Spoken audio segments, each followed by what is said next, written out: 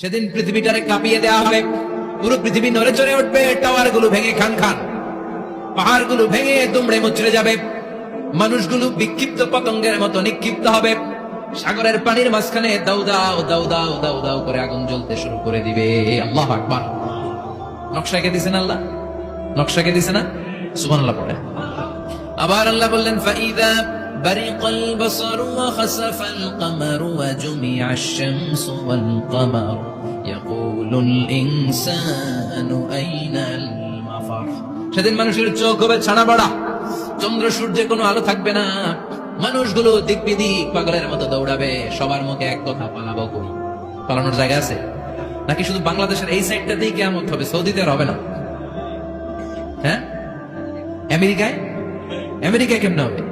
ওদিক তো Donald Trump থাকে। হ্যাঁ, আমেরিকা তো হবে, জাপানে হবে।